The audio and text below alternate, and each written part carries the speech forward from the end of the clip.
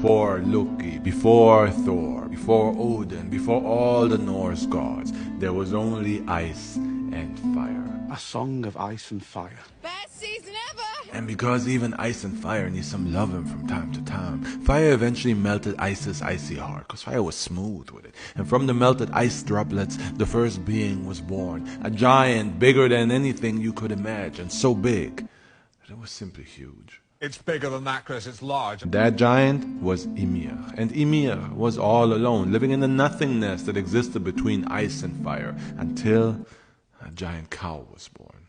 What, you didn't expect a giant cow out of nowhere? This cow was Audumla, and this cow equaled Ymir in size, and its milk provided food and drink for Ymir, while the cow itself licked the ice and liquid from frozen rocks, and from those licks it created the first god, Buri. Even the cow knew that everything starts with a good licking. So the first three beings were born, and above the heat of the eternal fire, Ymir was sweating, and his sweat created another three beings, the Jötnar. And yes, the mythological texts say sweat the beings were born out of, but we all know it wasn't really sweat.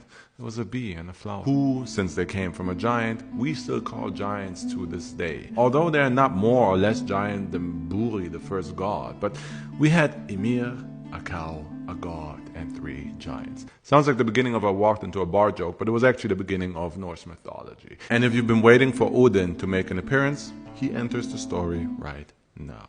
Buri, the first god, had a son with one of Ymir's daughters called Bor, and Bor in turn got freaky with another giantess and had three sons of his own. Those sons were Odin and his brothers Vili and Ve. But think of Vili and Ve as like the other members of Destiny's Child. Background noise. Irrelevant. Replaceable. Forgettable. Despite the fact that the three brothers were half god, half giant, they decided that they were gods. And because identity was already something to get fanatical about back then, Odin and his bros decided to commit the cosmos' first genocide. To be fair, it was only like a handful of beings at the time. They started with Ymir and literally gutted my man. And my man was so giant that his blood created the first oceans and drowned every other being, including Odin's parents, granddad, everyone. And so the three brothers did not just commit the world's first genocide, they also committed the world's first patricide and matricide and grandfather's side. Then Odin and his brothers decided that it was time to start a new class, because right after committing the first genocide seems like the best time to invent classism. So they made one of the realms their home, called it Asgard, and called themselves the Aesir gods. The Aesir distinction was important because the Aesir gods believed themselves superior to all other beings that follow, including the Vanir gods, which I'll do a video of another time. But at the time, there was only the Aesir and Asgards and the evil they created. Because two grandsons of Ymir survived, two giants survived the genocide, and they fled to Jotunheim and made it their home, where they became better known as the Jötnar, the enemies of the gods. Odin, the supreme god, created our world and all the other realms after killing his parents and grandfather, and by tearing up the body of his great-grandfather to literally create planet Earth out of his flesh, brains, blood, and bones. Very rough. And I'm talking, he tore out the flesh and the brains, the teeth and the bones to create our world, Midgard, aka Earth. I guess, thank you, Odin. Otherwise you wouldn't be here. See, before Odin and the gods, there was only the first being, Ymir, living amongst eternal ice and fire and nothingness. And when Odin was born, he and his brothers decided that they needed more than nothing. So they called themselves the Butcher Bros and did like butchers do. Murdered Ymir and created the realms from his body, the oceans from his blood. They used his skull as the sky and his brains as the clouds. His teeth were torn out to be used as rocks and his bones as mountains. His hair became the forest and his flesh is the land we are now on and which we call Earth, known as Midgard in Norse mythology. Just one of 9 realms, 7 of which were created by the Butcher Bros, while the first were the ice and fire that existed before all, also known as the realms Niflheim and Muspelheim.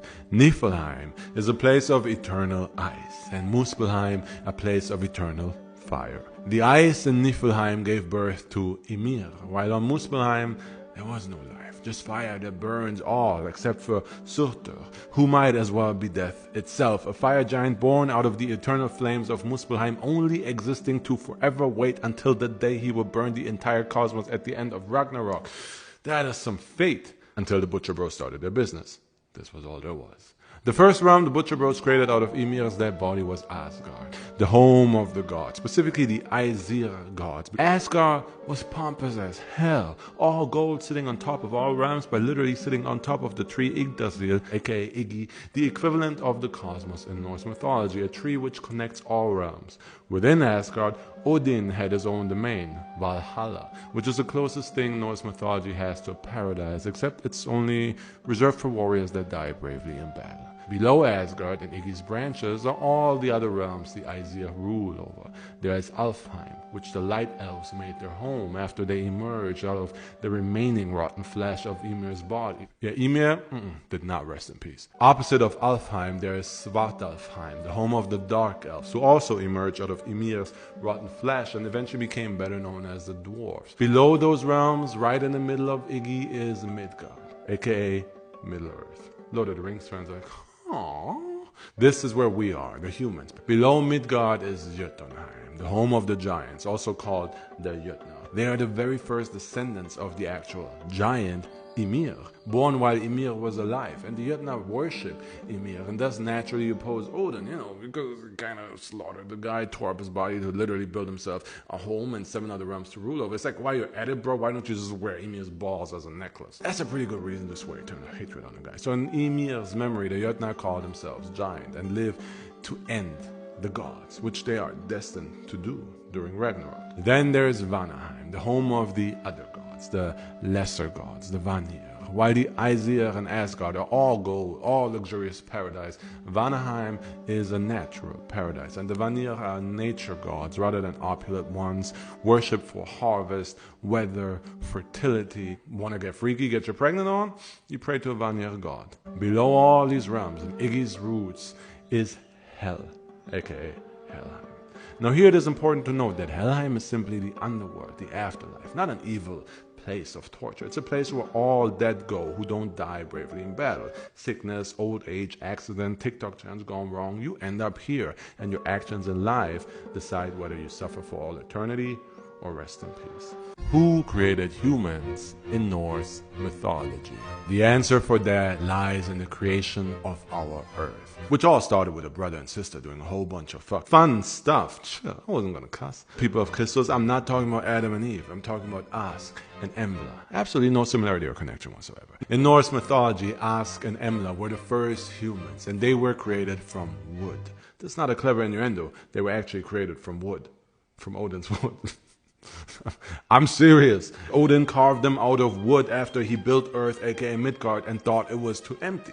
The first man was carved out of an ash tree, commonly used for spears due to its resilience. The first woman was carved out of an elm tree, commonly used for building homes due to its grace. Ask and Embla then decided to inbreed life onto our planet, and Midgard became the home to humans situated under Asgard, the realm of the gods who watch over and protect us. All around Midgard are the other 8 realms, and due to its placement, Midgard literally translates to Middle Earth. Lord of the Rings fans are like, aww. Norse mythology's Middle Earth is surrounded by a massive ocean, which is enclosed by a great wall made out of the eyelashes of a giant. It's like, what? You say, what? Yeah, it's not that weird when you know why. Odin killed his granddad and then used his body parts to create the world and stuff. Eyelashes for walls. The wall surrounding the ends of the oceans was built to protect us humans and Midgard from the giants of Jotunheim. And yes, that means that Earth in Norse mythology is flat. God, flat earthers are going to use Norse mythology as proof now. That ocean encircling our world is entirely occupied by one giant serpent, Jörmungandr, literally so big that it can circle the world and bite its own tail. I know, brothers, we've all tried, but only Jörmungandr succeeded. I'm doing way too much in this video. That giant snake, Jörmungandr, was actually created by Loki, it's his son, and then it was banished and cast out into the ocean by Odin. But everything else on Earth was created by Odin himself. His 2 brothers helped. His 2 brothers, Vili and Ve, also helped create humanity, but it's like in sync. It's cool that they were there, but nobody cares. Midgard is now entirely considered Odin's baby, from humanity to the world itself, which is why Odin, the creator, is referred to as the All-Father. The All-Father that dumped the giant man-eating snake into our oceans. Thanks, Dad.